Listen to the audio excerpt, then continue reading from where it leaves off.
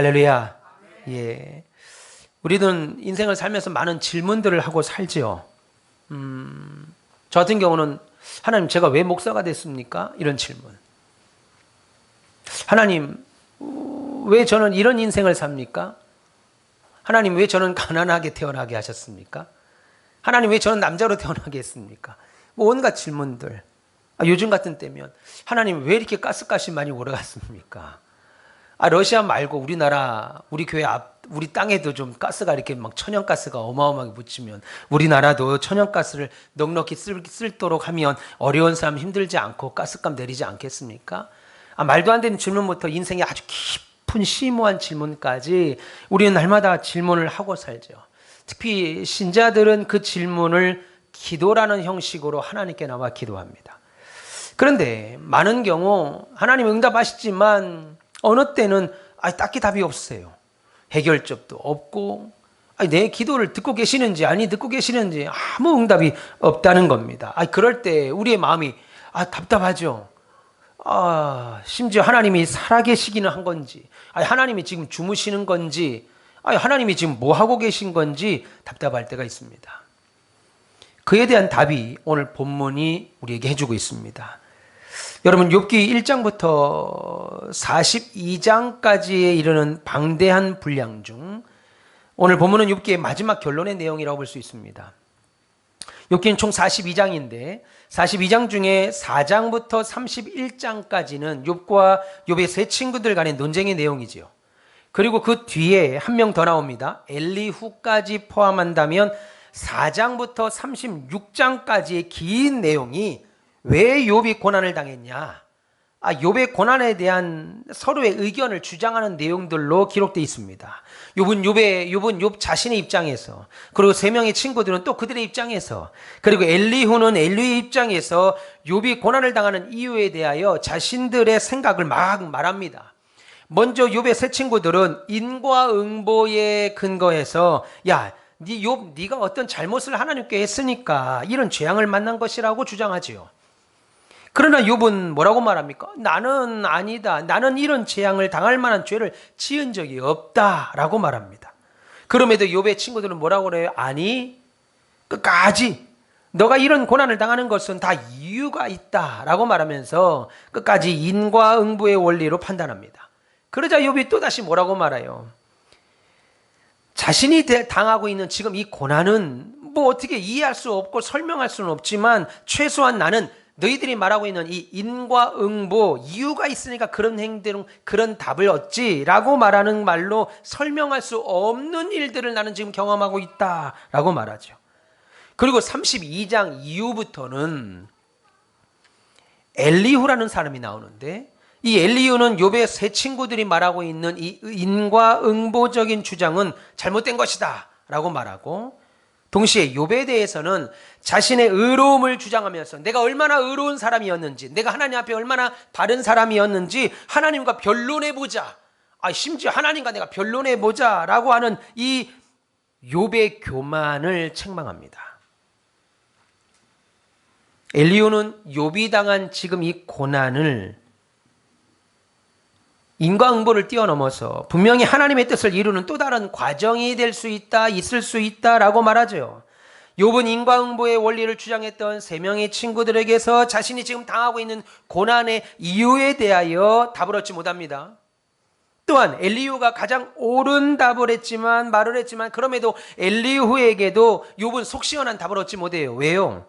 욥이 당한 고통에 하나님의 뜻이 있을 것이다. 욥, 당신이 당한 고통에는 하나님의 뜻이 있을 것입니다 라고 말한 엘리후의 그 말에, 그래, 네 말대로 그 고통에 하나님의 뜻이 있겠지.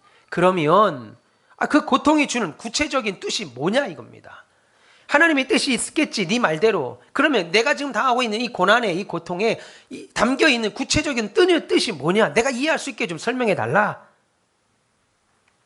하나님이 이토록 심한 고통을 나에게 주시는 이유가 뭔지, 인간이 감당할 수 없는 고통을 허락하시면서까지 나에게 이루시고자 하는 뜻이 뭔지, 굳이 왜 나를 이렇게까지 극심한 고통에 처하도록 하셔야 하는지, 이런 의문들에 관해서 욥은 세 명의 친구들이나 엘리후에게서 또 답을 얻지 못합니다. 그래서 욥은 하나님을 찾습니다. 그리고 하나님께 부르짖지요. 하나님만이 이 문제에 대한 답을 가지고 있을 것이라 믿고 하나님께 묻습니다. 그런데 어떻습니까? 하나님은 이 욥의 기도에 전혀 대답하지 않습니다. 아주 침묵하셔요. 하나님은 자신의 고통에 그저 구경만 하고 계시는 것처럼 보여요. 그래서 욥이 뭐라고 그럽니까? 하나님, 왜 잠잠하고 계십니까? 왜 침묵하십니까? 하나님이 내 고통과 아픔과 억울함을 보고 계시는 거 내가 알고 있는데 왜 가만히 계시는 겁니까? 이렇게 하나님께 막 토로하는 기도를 합니다. 그래도 자신이 처한 상황에 대한 아무런 하나님이 답이 없자 이제는 자신뿐 아니라 세상에 있는 온갖 자신이 이해할 수 없는 부조리들을 싹 다 끌고 옵니다. 그것이 욥기 24장 이후에 나오는 말입니다. 시간이 없어서 다 읽을 수는 없으나 꼭 집에 가셔서 읽으시면 감사하겠습니다. 욥기 24장 이후에 보면 이 세상에 있는 사람이 이해할 수 없는 온갖 부조리들을 싹 설명합니다. 하나님, 이 세상에 왜 고아가 있습니까? 이 세상에 고아의 문제는 왜 생긴 겁니까? 하나님, 왜 과부들은 서름을 당하고 살아야 됩니까?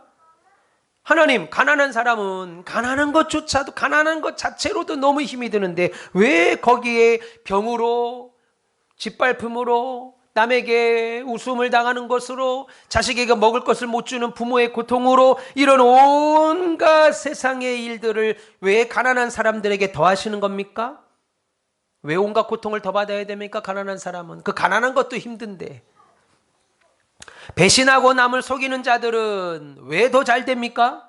왜 의로운 자가 오히려 핍박을 받고 삽니까? 남의 것 빼앗고 간음하고 다른 이 학대하는 자들보다 오히려 이렇게 정의롭게 살려고 하는 사람들이 왜 고통을 받는 이유가 뭡니까? 그러면서 뭐라고 그래요? 하나님, 나만 억울한 게 아니고 세상에 수많은 억울한 사람들이 있습니다. 정의롭고 공의로우신 하나님이 왜 이런 세상에 이런 많은 억울하고 불의한 일들을 허용하는 겁니까? 왜 온갖 알지도 못하고 알 수도 없는 이런 질병들로 세상은 고통을 받게 하십니까? 세상에 이런데 하나님은 어디 계시고 지금 뭐하고 계십니까? 이것이 24장 이후에 쫙 나옵니다. 이 내용들이. 꼭 한번 읽어보십시오. 이런 말도 했나 할 정도로 욥이 하나님께 따집니다. 그런데 우리가 욥기에서 주목할 것은 욥이 그렇게도 간구하고 기도한 내용에 대하여 하나님은 속 시원하게 답을 주지 않는다는 거예요. 하나님이 답을 안 주셔요.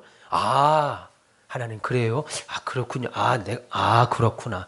예, 알겠습니다. 그러면 참아야죠. 그러면 견뎌야죠. 그러면 내가 이 고통 이겨내야죠. 이런 답을 안 주셔요. 하나님, 왜 저에게 이런 고통을 허용하시는 겁니까? 왜 저에게 이 질문에 대해 아무런 대답 안 하시는 겁니까? 긴 하소연이 끝나고 계속 기도해도 답이 없던 하나님이 드디어 나타나십니다. 나타나셔서 욥을 만나십니다. 그런데 하나님이 나타나셨는데 욥이 그렇게 듣고 싶어하던 왜 내가 이런 재앙을 얻어야 됩니까? 왜 내가 이런 재앙을 받아야 됩니까? 동방의 의인이라고 하는 믿음의 사람이었던 내가 왜 이런 재앙을 어려운 고난을 고통을 받아야 됩니까? 이에 대한 대답을 하지 아니하시고 하나님은 전혀 다른 말씀, 당신의 말만 하셔요. 그 대답이 오늘 40장 1절과 2절입니다. 여호와께서 욥에게 일러 말씀하시되 트집 잡는 자가 전능자와 다투겠느냐? 하나님을 탓하는 자는 대답할지니라 하고 했습니다. 한마디로 감히 피조물이 창조주 하나님께 콩나라 판나라 할 수 없다. 이런 말씀을 지금 나와서 하시는 거예요. 이 이야기는 조금 뒤에 하겠습니다. 여러분, 하나님은 지금 욥의 질문에 욥기 38장부터 41장까지 뭐라고 말하냐면요, 이렇게 말씀하세요. 38장부터 41장까지 나는 창조자야.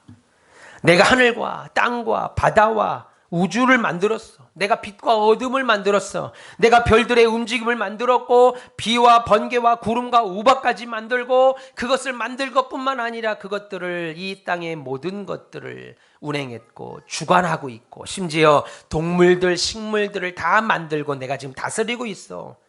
너 이 자연을 보고 세상을 보면서 내가 얼마나 지혜롭고 내가 얼마나 전능하고 내가 얼마나 권능 있는 자인지 알지 못하냐? 이런 얘기를 지금 하셔요. 욥은 지금 자신이 당한 고통의 문제에서 답을 구했죠. 하나님, 내가 왜 이런 고통을 당해야 됩니까? 물었는데 하나님은 뭐라고 말하냐면 하나님의 위대하심과 전능하심을 지금 말씀하세요. 거기에 대한 답을 안 주시고, 하나님, 내가 이렇게 하나님께 잘못한 것이 없는데 내가 왜 이런 고통을 당해야 됩니까? 이렇게 물었던 욥의 질문에 하나님이 답을 안 한다고요. 아, 미안하다.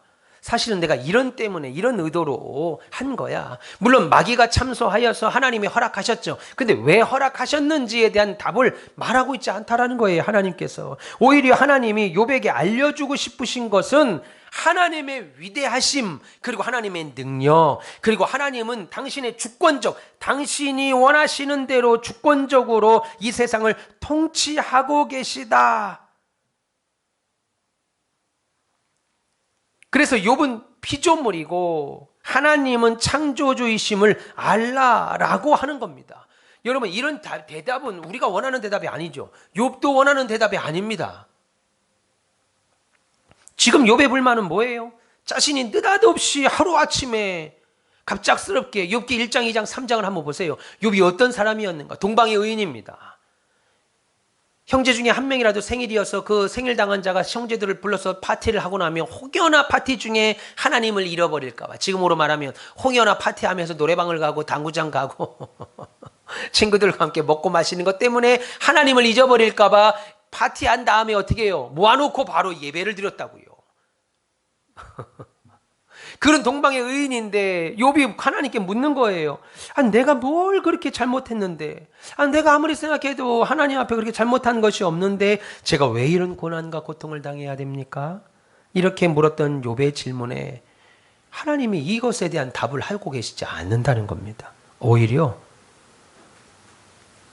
황당한 얘기를 하는 거예요. 나는 전능자야, 나는 창조주야, 너는 피조물이고 나는 창조주다. 그리고 하나님이 하나님 되시다고 하는 사실을 알려줍니다. 오늘 이 이야기를 좀 하려고 합니다. 말씀드린 대로 욥의 불만은 왜 이렇게 자신에게 재앙을 주셨는지 설명 좀 해달라는 거죠.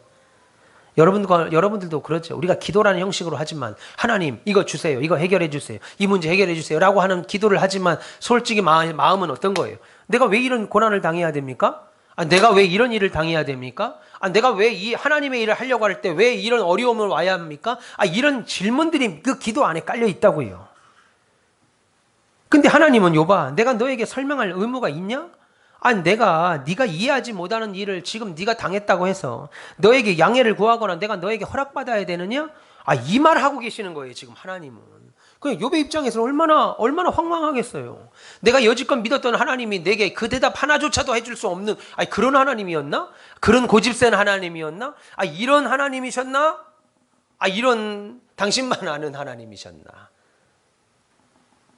물론 우리는 욥기를 통해서 욥을 더 성숙하게 만들고 이 고난을 통해서 어려움을 통해서 하나님을 깊이 알아서 더욱 고상한 신앙의 자리까지 욥이 그 신앙의 자리까지 가도록 하나님께서 욥에게 시련을 허락하셨다는 큰 틀의 답은 알죠. 여러분들이 당하는 고난도 괴로움도 고통도 하나님이 나로 하여금 더 하나님을 알게 하는 믿음의 연단의 과정이라는 걸 큰 틀 안에서는 압니다. 알죠. 그럼에도 풀리지 않는 질문 뭡니까? 욥에게 그럼에도 풀리지 않는 질문이 뭐겠어요? 그러면 하나님이 굳이 그 누구보다 하나님을 잘 믿고 있는 욥에게 그렇게 말할 수 없는 큰 재앙들을 주시면서까지 욥을 성숙하게 만드셔야 했느냐는 겁니다. 우리 목사님 주님을 사랑하고 교회를 사랑하는 거 누구보다 잘 아시는데 우리 목사님께 이렇게까지 해가면서 교회 믿음으로 좋은 목사를 만드셔야 되겠느냐 하는 말이죠.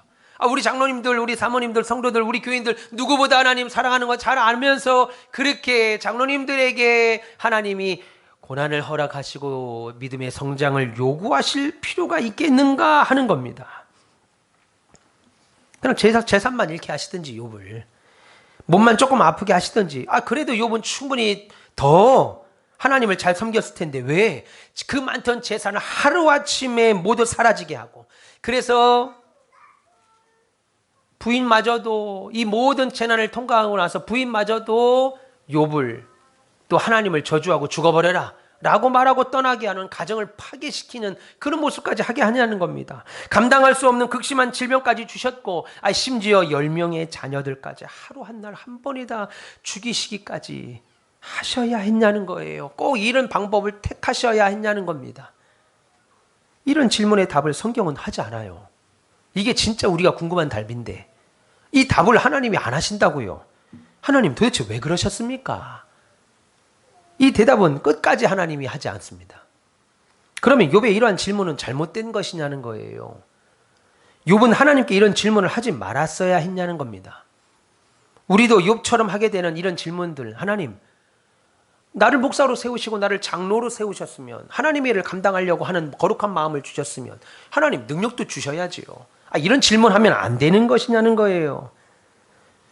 하나님께서 오늘 욥기 40장 1절과 2절에서 책망하시는 것을 보면 욥의 이런 질문은 분명 옳은 것은 아니었을 겁니다. 아닙니다. 그러나 욥의 이 질문이 옳은 것은 아니었지만 놀랍게도 욥에게는 필요한 것이었고 유익한 것이었습니다. 왜냐하면 이 질문을 통해서 욥이 하나님을 그 어느 때보다 더 간절히 찾았기 때문이죠. 그리고 어느 때보다 간절히 기도했기 때문이다.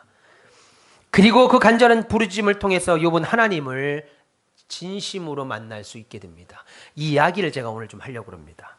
욥은 하나님께 이런 질문을 던질 때 그 질문에 대한 답은 얻지 못했지만 뭡니까? 하나님을 진심으로 만나게 됩니다.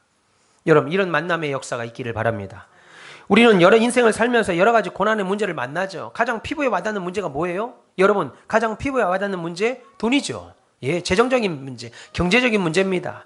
그리고 가정의 문제죠. 가정사들, 남들에게 말할 수 없는 온갖 가정사들. 그리고 건강의 문제 아닙니까? 그 문제들로 하나님 앞에 나와서 기도하지요. 하나님, 우리 가정의 문제를 좀 해결해 주세요. 하나님, 우리 아내의 건강 회복해 주세요.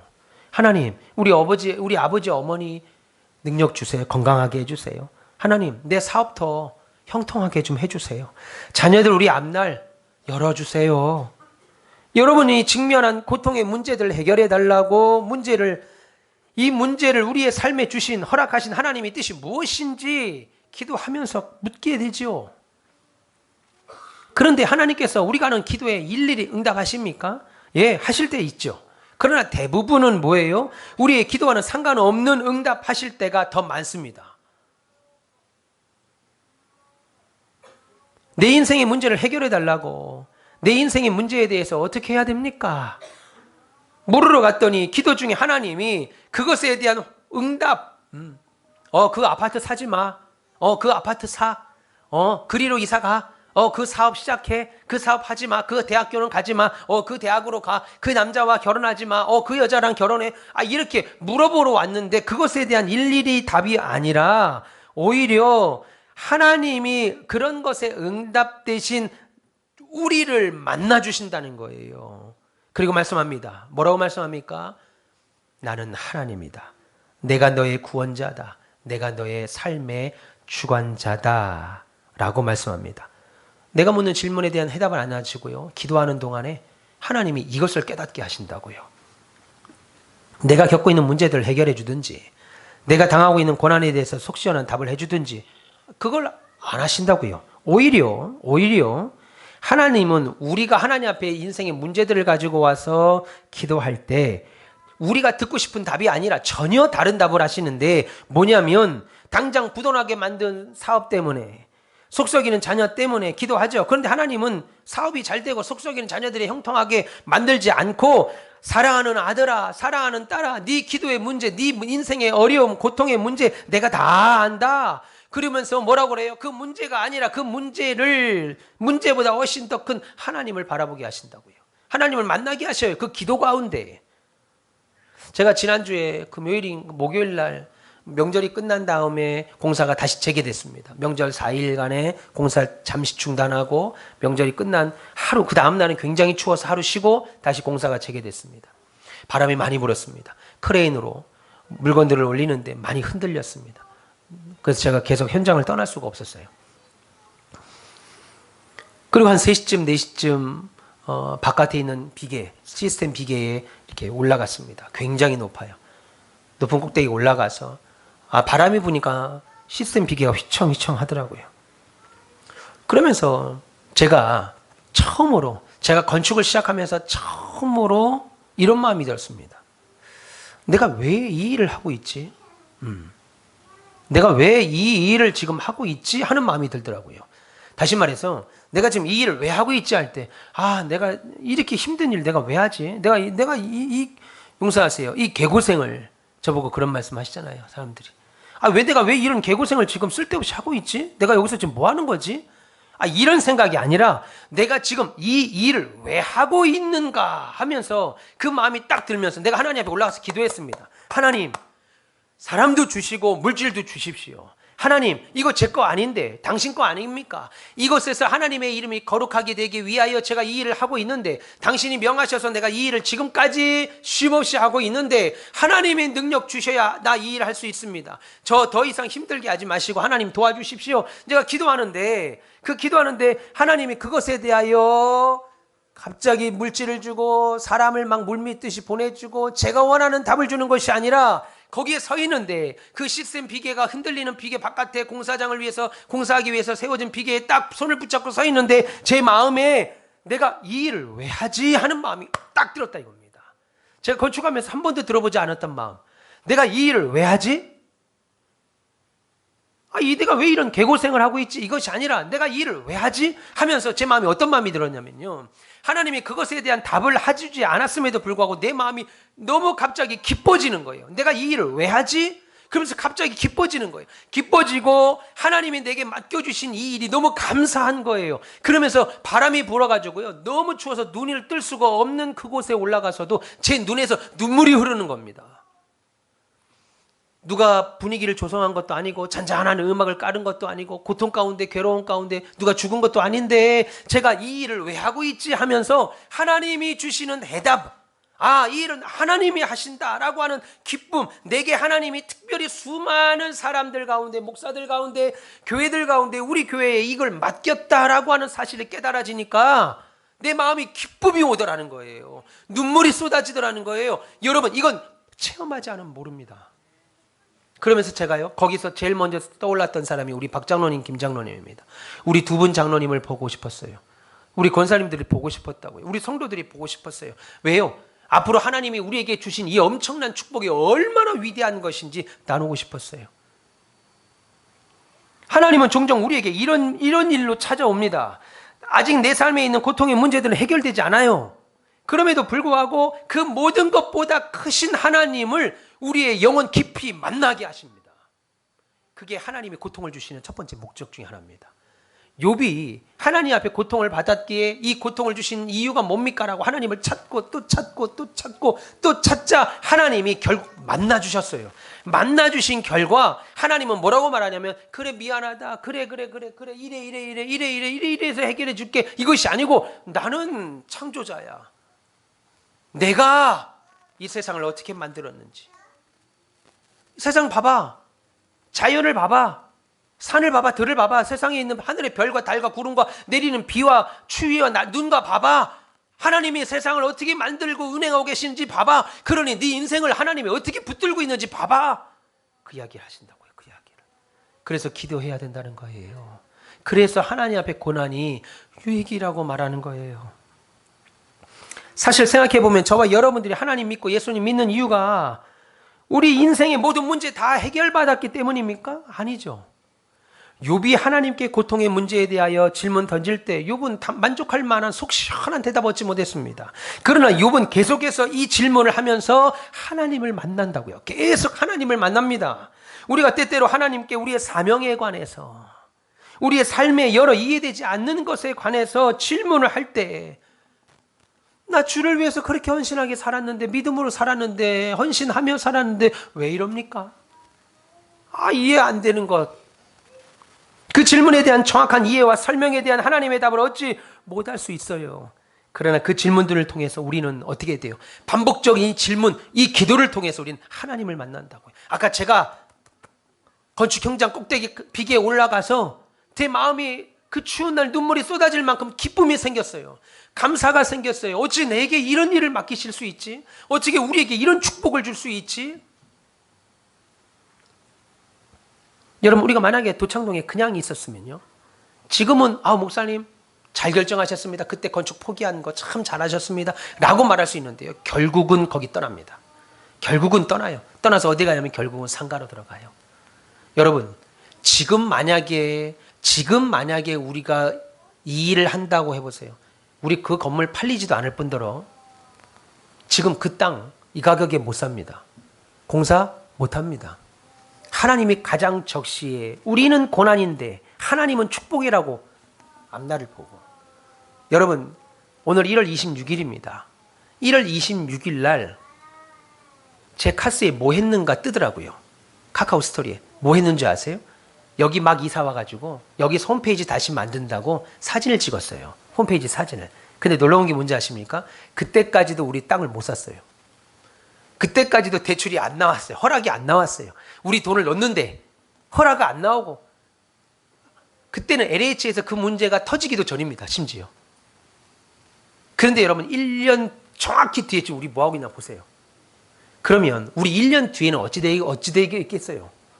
물론 우리는 미래를 볼 수 없으니까 두렵지요. 1년 뒤를 알지 못하니까 염려됩니다. 그런데 하나님은 1년 시간 안에 들어와 계신 분이 아니고 시간 밖에서 우리의 과거와 현재와 미래를 동시에 보니까 하나님은 우리를 볼 때 어떻겠습니까? 우리는 두렵고 떨리지만 하나님은 우리를 볼 때 기쁘다 이겁니다. 내년만 돼도 기쁘다 이겁니다. 기쁜 얼굴 좀 해보세요. 기쁘다 이겁니다. 하나님은 기쁜데 우리는 오만상입니다. 지금. 작년에 보세요. 내가 그 카스를 보면서 웃었어요. 작년 1월 25일 날 사진 찍고 있었다고요. 근데 그 사진 찍을 때 내 마음이 안 기뻤어요. 안 기뻤고 사진을 홈페이지에 올려야 되기 때문에 억지로 웃었지요. 억지로. 아직 대출도 승인 안 되고 땅도 안 갖고 왔습니다. 무슨 믿음으로 무슨 배짱으로 했는지 몰라. 와, 이미 건물은 팔렸고 빚은 다 갚았고 돈 없는 상황에서 뭐 했나 몰라. 나머지는 다 주고. 1년 뒤에 지금 보세요. 이번 주 목요일, 이번 주 금요일 날 우리 시찰 목사님이 와서 저 밥 사준다고 왔습니다. 제가 몸이 너무 힘드니까, 마음도 힘드니까 밥이고 뭐고 필요 없더라고요. 사준다는 것도 귀찮았어요. 근데 목사님이 굳이 오신다고 해서 왔습니다. 와서 자기가 여기를 오는데, 이 땅을 여기 우리 현장을 오는데 지나칠 뻔했대요. 그분이 처음 왔을 때 저한테 지금 3번째 오는 건데 2번째 올 때만 해도 이렇게 안 컸는데 지금 여기다 뭘 짓는 겁니까? 나한테 묻더라고요. 아니 도대체 뭘 짓길래 이렇게 크게 펜스가 올라가고 이게 뭡니까? 그래서 제가 마음이 용기를 얻고 3층 꼭대기까지 데리고 올라갔잖아요. 3층 꼭대기까지 올라가서 3층 탑까지 올라갔습니다. 와, 목사님 대박. 참 목사님 믿음이 있는 목사. 성도들 믿음이 있는 성도입니다. 이거 하나님 복 아니면 불가능한 겁니다. 이 일에 동참한 목사님과 성도들은 진짜 복이 있는 사람입니다. 차고 넘칩니다. 차고 넘칩니다. 그 얘기를 해주더라고요.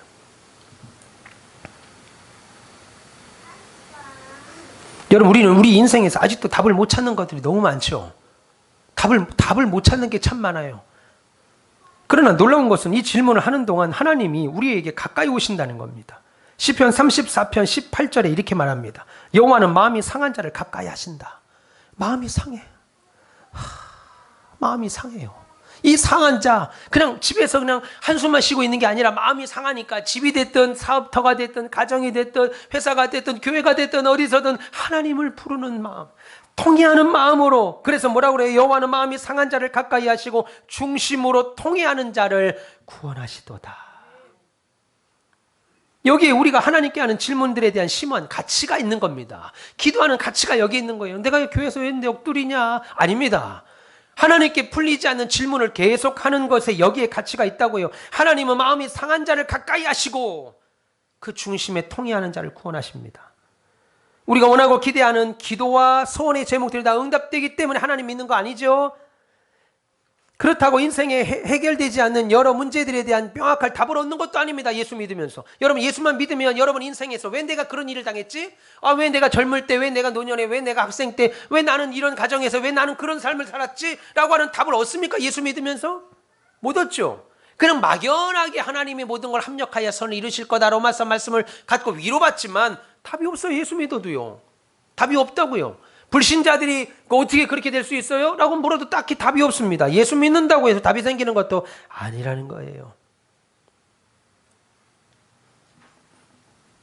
기도도 여전히 내 기대처럼 응답되지 않고 아직 풀리지 않는 삶의 문제들이 있지만, 그럼에도 모든 것 뛰어넘어 내 인생과 세상을 주관하는 하나님이 내 구주가 되신다, 내 도움이 되신다라고 믿기 때문에 우리가 주를 믿는 거죠. 어떤 문제에도 하나님만이 그 문제, 그것의 전부고 하나님이 해결하셔야 될 문제고, 아니 그 문제보다 크신 하나님을 바라봐야 한다는 사실만 알려줄 뿐이에요. 성경은 하나님 바라봐. 제가 고등학교 때 우리 아버지가 목회하는 것 때문에 제가 심한 방황을 했습니다. 하나님의 종이라면 먹고 사는 문제를 해결해 줘야지. 아니 하나님의 종이라고 하면서 강단에서 저렇게 우리 아버지가 소리 외치면서 전하는데, 아 왜 나는 이렇게 학원도 하나 못 다니고 내가 원하는 옷 한 벌도 못 사고 내가 먹고 싶은 거 하나 먹지도 못하고 왜 나는 이렇게 살아야 되는가 하는 것에 대한 심한 이 영적인 괴로움이 있었습니다. 그래서 전사님을 찾아갔어요. 우리 교회 전사님 찾아가서 나 너무너무 힘들다, 고민이 있다. 나 나름대로 그 사춘기 시절 30분 이상 우리 고민을 했더니만 그 전사님이 한다는 소리가 기도해. 이딴 소리나 하더라고요. 내가 화를 냈습니다. 내가 그딴 말 들으려고 지금 전사님한테 이런 얘기 하냐고. 기도해. 누구는 뭘 말 못해. 우리 아버지도 하는 말입니다. 기도해. 근데 시간이 지나니까, 믿음이 자라니까, 제가 목사가 되고 목회를 하다 보니까 그게 정답이라 이겁니다. 하나님을 기도로 만나야 돼요. 기도해야 돼요. 그러면 하나님이 그 문제보다 더 크신 하나님을 만나게 된다는 겁니다. 여러분, 지금은 몰라요. 우리가 먼 훗날 천국에서 하나님 만날 때 그때 모든 것을 단번에 다 알게 될 겁니다. 왜 그렇게 했는지, 왜 그런 인생을 내가 살게 됐는지, 왜 내가 예수를 믿었음에도 불구하고 그렇게 샜는지. 저는 하나님께 묻고 싶은 것이 있어요. 개인적으로 왜 우리 아버지를 그렇게 일찍 데리고 가셨는지. 막연하게는 알겠죠. 이해할 겁니다. 이해합니다. 그럼에도 근데 한국 천국에 가면 단번에 알 겁니다. 그때까지 우리 기다려야 돼요. 그리고 그때까지 우리는 계속 하나님을 찾으면서 하나님을 더 가까이 만나야 됩니다. 그러니까 여러분, 저와 여러분들에게 해결되지 않는 인생의 문제, 나를 지치게 하고 힘들게 하는 고통이 있다면요, 계속 하나님 찾으세요. 그리고 부르짖으세요. 하나님을 향해 계속 여러분의 물음을 던지세요. 그럴 때 하나님, 크고 위대하신 하나님 만나게 됩니다. 안 만나면은요, 원망만 하게 됩니다. 여러분, 하나님 시편 성경을 보시면 시편 155편의 절대 다수가 이런 의문들, 좌절들 하나님 앞에 하는 쏟아내는 고백들입니다. 탄식이에요. 시편은 애갑니다. 그럼에도 불구하고 시편 성도들이 하지 않은 게 뭐예요? 원망과 불평이라는 거예요. 오히려 찬성으로 다가갔습니다. 왜요? 그들은 하나님을 만났기 때문에 그렇죠. 하나님을 만나지 않으면요, 예수를 믿으면서도, 교회를 다니면서도, 심지어 직분을 맡으면서도 늘 원망합니다. 하나님을. 그리고 불평합니다. 왜 내게 이런 거 주셔가지고, 축복을 줬는데도 내게 왜 이런 거 주셔가지고 내가 이런 고생하냐고 불평하게 되죠. 의심하게 되죠. 욥이 그랬던 것처럼 저와 여러분, 하나님을 찾음으로 하나님을 만나게 될 겁니다. 여러분, 그래서 하나님이 하나님 되심을 알게 할 겁니다. 여러분, 그리고 하나님이 하나님 되심을 깨달아서 그 하나님을 바라보게 될 거예요. 욥은 마침내 자신의 연약함, 그 대답을 듣고 연약함과 한계를 깨닫고 하나님이 누군지, 하나님이 어떤 분인지 알아가기 시작합니다. 여러분, 욥기 41장 1절부터 5절 보세요. 우리가 두 번째 읽었던 본문이죠. 욥이 여호와께 대답하여 이르되 주께서는 못하실 일이 없사오며 무슨 계획이든지 못 이루실 것이 없는 줄 아오니 무지한 말로 이치를 가리는 자가 누구니까. 나는 깨닫지도 못한 일을 말하였고 스스로 알 수도 없고 헤아리기도 어려운 일을 말하였나이다. 내가 말하겠사오니 주는 들으시고 내가 주께 묻겠사오니 주여 내게 알게 하소서. 내가 주께 대하여 귀로 듣기만 하였사오나 이제는 눈으로 주를 배움나이다 라고 했습니다.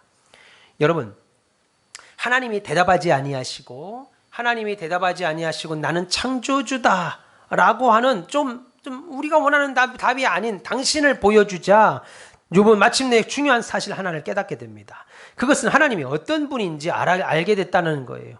욥은 하나님께서 자기에게 왜 이 고난을 허용하셨는지 관한 답은 얻지 못했습니다. 그런데 더 중요한 거 얻었지요. 욥이 하나님을 깊이 알아가기 시작했다는 거예요. 하나님을 알아가기 시작했다는 겁니다. 하나님을 알아가기 시작했다는 거예요. 우리가 어떤 문제를 두고 기도할 때 그 문제에 대한 답을 얻지 못하는 경우들이 많다고 말씀드렸습니다. 사업이나 직장이나 자녀의 취업이나 결혼 문제나 그리고 건강이나 물질이나 사명 감당에서 오는 어려움 등 우리는 우리 인생에서 무서운 문제를 가지고 하나님께 나와 기도하죠. 오늘 장로님과 우리 권사님 사모님이 작정하면서 지금 몇십일 기도하고 있습니다. 그래서 하나님이 어느 때는 우리의 기도를 들으셔요. 그리고 우리가 가지고 있는 문제들도 해결하십니다. 즉각적으로 응답하실 때도 있습니다. 그런데 또 어느 때는 말씀드린 대로 해결하지 않고 침묵하실 때가 더 많습니다. 그런데 놀라운 것은 그 문제 해결하지 않아도 여러분은 여전히 지금 하나님 사랑하고 계시죠. 여전히 교회 나오죠. 여전히 그 하나님께 예배하고 있죠. 그게 뭡니까? 날마다 하나님을 깊이 더 알아가고 있다는 겁니다. 기도에 응답이 안 돼서 짜증도 나고 화도 나고 속상한데 오히려 그러는 과정이 하나님을 알아가고 있고 하나님을 깊이 사랑하는 과정이 된다는 거예요. 자녀 문제 때문에 기도하러 갔습니다. 그런데 이 문제에 대한 대답, 해답, 응답 즉각적으로 안 주시고 오히려 내가 너를 사랑한다. 네가 네 자녀를 사랑하는 것처럼 내가 너의 아버지가 되고 내가 너의 주가 된다. 이런 말을 우리에게 하신다고요. 그런데 신기하게도 문제 해결받지 못했음에도 불구하고 기도 제목과 전혀 상관없는 응답, 내가 너를 사랑한다. 내가 너의 아버지가 되고 하나님이 된다. 이 응답을 받고 오히려 기뻐하고 감사해요. 그러니까 새벽 기도에 나오는 것이고 그러니까 밤 기도에 사람들이 그렇게 모이는 겁니다. 말씀드렸습니다. 어떤 사람이 자기가 한국의 대형 교회를 다니는데 새벽 기도를 갔더니 새벽 기도만 5천 명이 나왔어요. 그리고 사진을 찍었습니다. 동영상을 쫙 자기가 뒤에 앉아서 찍은 거예요. 하는 말이 이 아침에 이 강남 한복판에 이 젊은 사람들이 이 변호사들, 이 의사들, 이 사업가들이 이 많은 사람들이 이 새벽에 하나님 앞에 나와서 부르짖고 기도합니다. 자기는 하나님이 응답하지 않아도 이 모습 자체가 응답이라고 믿는다는 거예요. 도대체 어떤 하나님이시길래 이 수많은 이 강남의 이 바쁜 사람들이 아침 6시에 모여서 5천 명씩 강당 가득가득 채우냐 이겁니다. 거기 있는 사람들은 다 하나님의 기도 제목을 갖고 나와서나 그 기도 제목을 다 응답받지 못하도 하나님 앞에 나왔다는 사실 하나만으로 기뻐하고 감사하고 돌아갔을 거예요. 왜요? 내가 기도하는 응답보다 더 크고 놀라운 하나님을 체험했기 때문이죠. 내가 믿고 신뢰하는 하나님을 만났고 그 하나님을 깊이 알아갔기 때문입니다. 여러분, 욥은 자기가 묻고 있는 물음에 대한 속시한 답을 얻지 못했습니다. 하나님은 이 고난의 문제를 끝없는 신비 속에 그냥 묻어뒀습니다. 물론 생각해 보세요. 물론 성경 욥기 마지막 장을 보시면요. 마지막을 보시면 하나님이 욥에게 잃어버렸던 재산 그리고 잃어버렸던 자녀들을 다 회복시켜 주셨습니다. 재산은 갑절이나 주셨습니다. 그런데 보세요. 그런데 재산과 자녀를 이전보다 다시 갑절로 회복시켜 주셨다는 것이 욥기의 중요한 주제가 아니라는 겁니다. 욥기의 주제는 거기 있지 않아요. 근데 욥기의 주제가 이전보다 갑절이나 되는 돈을 받고 10명의 자녀들을 다시 받았다고 하는 것이 욥기의 주제인 줄 알고 가르치고 배우다 보니까 욥기를 이해를 못하는 겁니다. 여러분, 욥이 만약에 여러분이 욥이라 합시다. 여러분의 자녀 10명이 하루아침에 다 죽어버렸습니다. 깔려 죽었습니다. 집에 대들보에 깔려 죽었습니다. 그리고 하나님이 여러분들에게 욥의 자신을 10명을 다시 낳게 하신들 이미 죽은 10명의 자녀들을 어찌 대신할 수 있겠어요? 여러분의 10명의 자녀들이 여러분의 자녀들을 다 죽이고 다시 그 자녀들을 주신들 어찌 그 자녀가 원래 있던 10명의 자녀를 대신할 수 있겠냐는 겁니다. 욥은 일평생 자신보다 먼저 떠나보낸 10명의 자녀들을 마음속에 두고 살았을 겁니다. 새로운 10명의 자녀를 얻고 갑절이나 되는 재산을 얻었음에도 불구하고 부인이 떠났습니다. 신앙을 파괴하고 자신을 욕하고 버렸습니다. 새로운 부인을 얻었으니까 10명의 자녀를 얻었겠지요. 그러면 그 새로운 부인을 통해서 예전 부인에 대한 상처가 없어졌냐 이겁니다. 아닙니다. 가지고 갑니다. 표현을 안 할 뿐이죠. 그래서 욥기에서 우리가 주목해야 봐야 되는 것은 갑절이나 복을 받았다는 것이 아니고 그런 고생하다가 결국 욥이 갑절이나 되는 복을 받았네. 이게 욥기의 주제가 아니고 욥이 마지막에 갑절의 축복을 받았다 이것이 아니고 욥이 고난을 통해서 하나님을 더 깊이 알게 됐고 깊이 만났고 알아가는 신앙의 자리에 이르게 되었다라고 하는 사실입니다. 욥도 분명히 말했습니다. 내가 이 고난을 통해서 정금과 같이 될 것이다 라는 말을 했어요. 그럼에도 불구하고 욥은 계속 이 질문을 했습니다. 이 고난을 통해서 내가 정금같이 나올 거야. 이걸 알고 있었다고요. 욥도. 고난이 주는 유혹에 대해서 알고 있었습니다. 그런데 굳이 왜 하나님이 자신을 연단하기 위하여, 성숙시키기 위하여 내 자녀들의 생명까지 취하시면서까지 이렇게 하셨어야 하는 거냐? 하나님의 뜻에 대해서 온전히 이해할 수 없었습니다. 욥은 그 질문에 명확한 답을 얻지 못했습니다. 그래서 욥이 하나님 앞에 불평했던 거죠. 하나님, 이 고난이 나에게 유익이 된다는 거 알겠습니다. 예. 근데 굳이 재산 다 뺏어가시고 몸에 병 주시고 내 자식들 생명까지 싹 다 죽이실 필요가 있습니까? 저 너무 심하게 다루시는 것 아닙니까?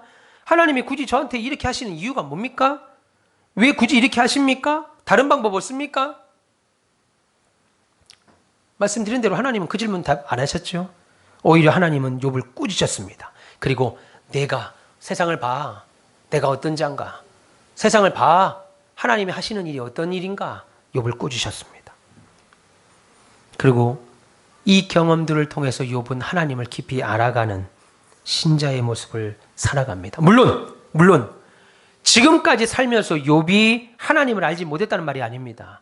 욥이 하나님을 알지 못했다는 말이 아니에요. 그러나 고난당하기 전과 고난당한 이후의 욥은 하나님을 아는 깊이가 달라졌습니다. 제가 예배당 건축하기 전과 예배당 건축에 이 마음을 쏟고 있는 지금의 저는 완전히 달라졌어요. 건물을 짓는 것에 대한 말함이 아니고 하나님을 바라보는 눈이 달라졌다는 겁니다. 본문 5절에 뭐라고 말합니까? 내가 주께 대하여 42장 5절입니다. 42장 5절 내가 주께 대하여 귀로 듣기만 하였사오나 이제는 눈으로 주를 배움나이다 라고 말합니다. 전에는 하나님에 대하여 귀로만 들어서 알았습니다. 귀로만 들어서 알았는데 이제는 눈으로 직접 하나님을 본다는 거예요. 이 말이 무슨 뜻이에요? 여러분, 이 말이 무슨 말입니까? 전에는 내가 귀로만 들어서 알았는데 하나님을 이제는 내가 눈으로 봅니다. 하나님이 눈에 보입니까? 아니잖아요. 그럼 이 말 뜻이 뭐냐는 거예요. 욥이 지금 하는 이 하나님을 눈으로 보았다라고 하는 고백은 단순히 하나님의 은혜를 내가 깨달았습니다. 그런 뜻이 있었군요. 그런 은혜였군요. 나를 믿음으로 성장하기 위한 은혜가 있었군요. 이런 하나님의 은혜를 단순히 깨달았다 정도가 아니라 나는 하나님의 일을, 하나님이 하시는 일을 온전히 알 수도 없고 온전히 이해할 수도 없는 존재라고 하는 사실을 새삼 깨달았다는 말입니다. 단순히 어려움을 당하는 성도들 신방 가면 하나님의 은혜가 있지. 집사님 염려하지 마요. 그래도 하나님의 은혜가 있을 거예요. 권사님 염려하지 말아요. 아픈 병문안 가면 다 하는 말이죠.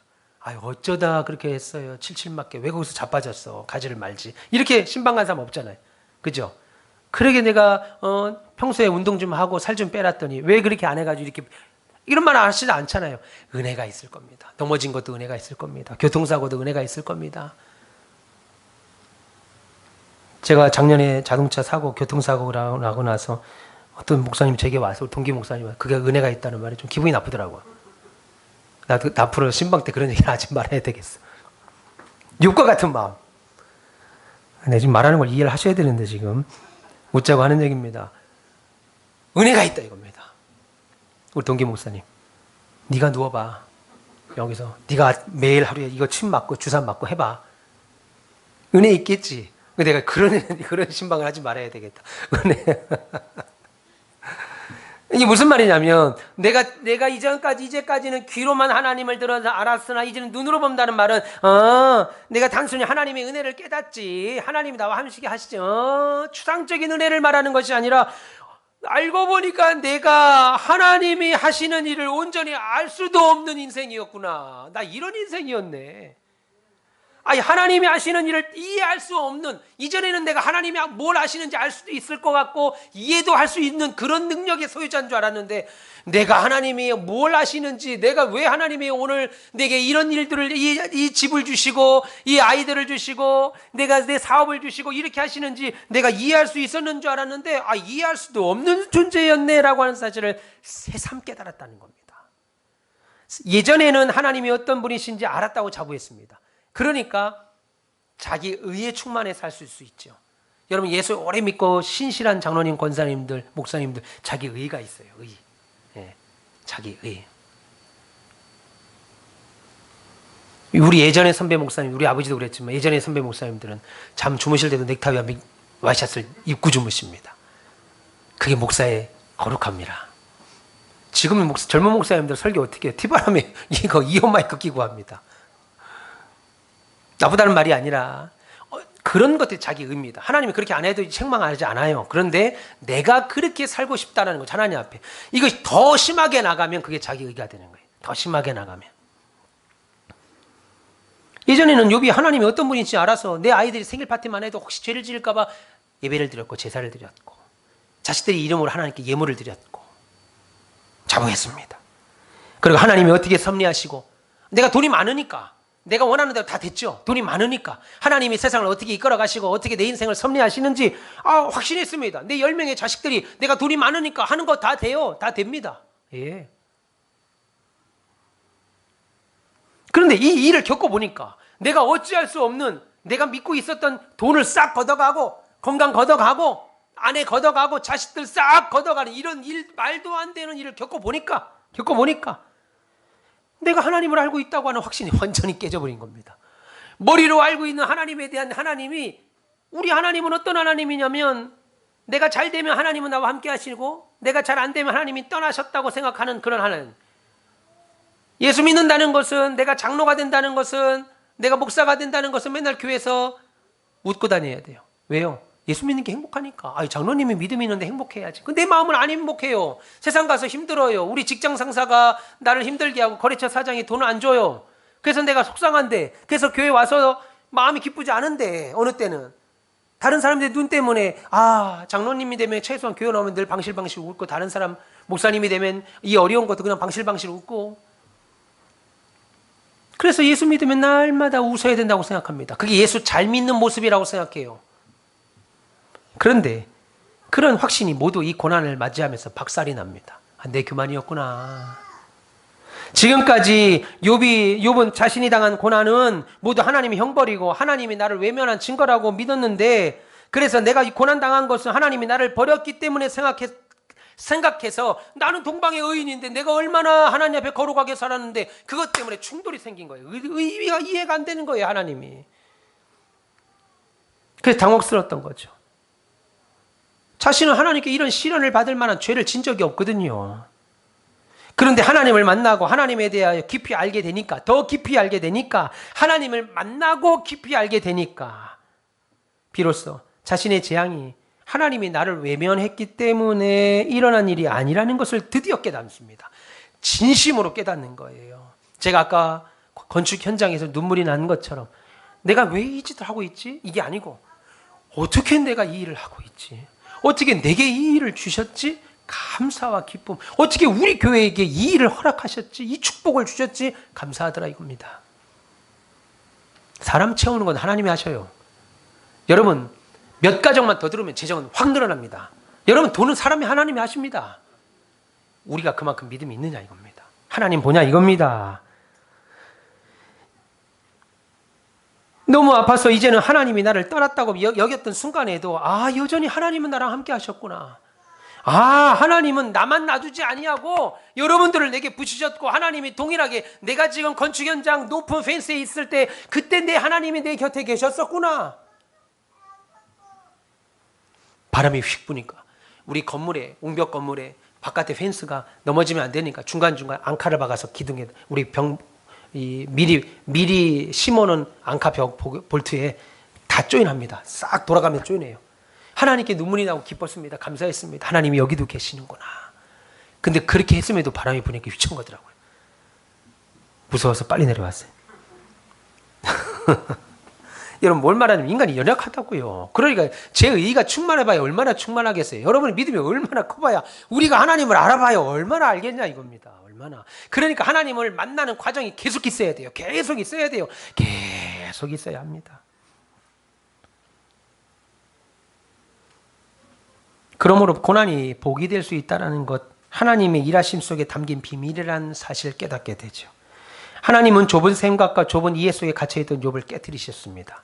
그리고 하나님이 욥을 찾아와 만나주시고 당신이 어떤 분인지 알려주셨죠. 그러자 욥은 하나님이 안 계시다고 했던 자리, 하나님이 외면했다고 생각했던 자리, 자신에게 일어난 모든 일에 대하여 이해할 수 없었던 그 자리에서도 여전히 하나님은 함께 계셨다.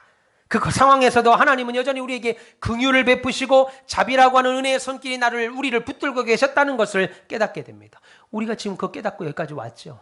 근데 인간의 연약함이 자주자주 하나님을 멀어지게 만들어요. 그래서 계속 하나님을 찾아야 합니다. 그래서 하나님을 알게 된 욥은 그때부터 바뀌기 시작합니다. 신앙의 태도가 변하다는 거예요. 자신의 고난의 이유와 고통의 문제에 대한 해답을 구했던 욥이 이제 하나님만으로 만족하는 삶을 살게 됩니다. 하나님만으로 만족한 삶. 욥을 이런 자리에 이르도록 하나님이 욥을 만지신 거예요. 우리도 지금 만지고 계십니다. 우리도 지금 만지고 계세요. 저는 들어가면 하나님이 물밀듯이 사람 보내줄 거라고 믿습니다. 그리고 제게 그런 비전을 지금 주고 계셔요. 하나님이 어떤 분인지 알 수 있도록 욥기 전체에 하나님 욥을 시험하시고 연단하셨어요. 시험을 한다고요. 여러분, 하나님은 좋은 것 우리에게 주십니다. 그런데 좋은 것 주시기 전에 반드시 시험을 치릅니다.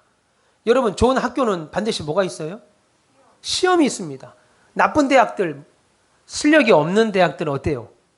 시험 없습니다. 그냥 서류만 내면 들어가요. 근데 서울대학교는 어때요? 서류만 내면 들어갑니까? 안 들어가죠. 서류에서 떨어져요. 공부 안 하는 아이들은. 시험이 있다고, 시험.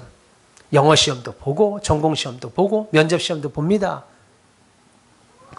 그리고 통과한 자들에게 합격이라는 건 선물을 주죠. 우리도 마찬가지입니다. 하나님이 지금 우리를 하나님에 대해 알고 있던 잘못된 지식, 좁은 이해 틀을 깨뜨려 버린 거예요. 목사에게 먼저. 그래야 진심으로 설교하죠. 진심으로 하나님에 대해서 가르치죠. 지금은 하나님이 없다라고 말하는 시대에 살고 있는데, 이런 시대에 살고 있는 신자들과 불신자들을 향하여 하나님이 살아계시다고 하는 실제적인 말씀을 전하지요. 욥을 향한 하나님의 뜻을 온전히 이루셨습니다. 그래서 욥은 하나님을 만났고 하나님을 깊이 알아가는 사람이 됐습니다. 이해할 수 없고 납득할 수 없는 고난을 만났으나 결국은 그 고난을 통하여 하나님을 원망하는 것이 아니고, 내가 교만했군요, 하나님. 내가 이제는 귀가 아니라 눈으로 하나님을 배웁습니다.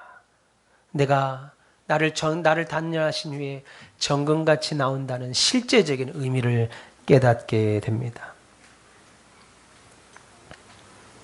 욥이 자신의 한계를 인정한 거죠. 하나님, 내 한계를 봤습니다.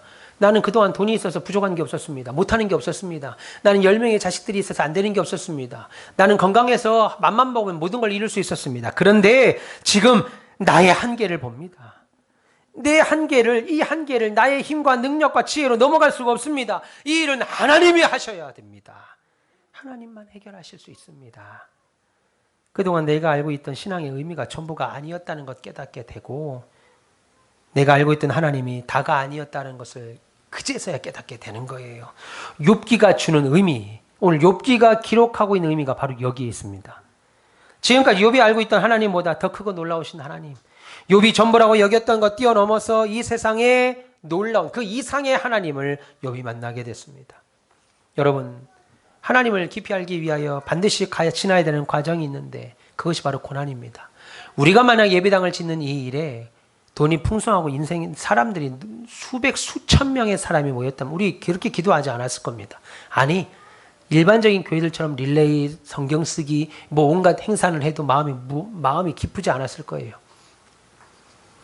여러분들에게 개인적으로 인생의 어려움이나 환난이나 이해할 수 없는 일, 정말 바라고 구하는데 안 되는 일들을 주지 않았으면 하나님이 기도하지 않았을 거예요. 그런 일을 줘도 기도 안 하는데, 여러분, 그런 일을 줘도 내가 하나님 앞에 기도하지 않고, 왜 그러지? 머리로만 고민하고 기도하지 않는데, 여러분, 그런 고민도 없이 여러분들에게 아내와 남편과 부모와 자식과 사업이, 직장이, 인생이 날마다 행복하고 즐겁다면 하나님 앞에 나오겠습니까? 여러분, 한국교회가 GMP가, 한국사회가 GMP가 4,000불, 아니 1,000불, 500불, 1,000불, 1,500불 할 때는 교회가 미어 터졌습니다. 기도했습니다. 오히려 성미를 하나님께 드렸습니다. 오히려 11조를 더 드렸습니다. 지금은 3만 불이 넘습니다. 4만 불을 향해 바라봅니다. 세계, 이렇게 조그만 나라. 제가 검색해 보니까 우리나라가 전 세계, 우리 남한이 전 세계 80 몇 번째로 크더라고요. 그러니까 80 몇 번째로 작은 거예요. 우리나라가 작은 거예요. 80 몇 번째 제대로. 그런 작은 나라가 전 세계 10위 안에 드는 엄청난 경제 대국이 됐습니다. 그러니까 지금은 교회 안 나오는 거예요. 교회 나올 필요가 없는 거예요. 예. 교회 나와봐야 가지고 있는 것을 더 얻는 게 아니라 갖고 있는 걸 더 뺏길 것 같아요. 그래서 교회 안 나오죠. 예, 교회 안 나옵니다. 여러분, 고난은 하나님의 자녀로 완성되는 길이고 하나님을 만나는 길입니다. 믿기를 바랍니다. 그 하나님이 저와 여러분의 삶 속에 하나님의 선하신 뜻을 이루기 위하여 우리 인생을 간섭하시고 그리고 우리 인생에 찾아와서 함께 하시고 계세요. 그리고 나를 위하여 일하고 계십니다. 우리가 하는 수많은 질문에 답을 하지 않으셔고 오히려 무엇을 통하여 답하십니까? 세상을 봐. 이 세상 내가 만들었어. 돌아가는 모습을 봐. 너희들이 언제 가스값 걱정했니? 너희들이 그렇게 가스값 지금 걱정해도 세상에 돌아가는 수많은 짐승들, 산짐승들, 예. 나는 이렇게 요즘 추운데 우리 동네에 이 장현에 개들을 많이 끌고 다니더라고요. 줄에다. 난 그 개들 볼 때마다 마음이 시려요. 발이 너무 시려울까 봐. 여러분들이 맨발로 지금 그렇게 다니면 영하 17도, 16도 때 맨발로 다니면은 내 마음이 개들을 볼 때마다 그 통통한 발이 너무 시려울 것 같아요. 근데 하나님은 안 시렵게 하기 위해서 만드셨죠. 근데 사람만 거기다 신발을 신기고 하나님 춥지 말라고 털을 줬는데 거기다가 사람 옷을 입히고 그것도 부족해서 유모차에 태우고 다녀요.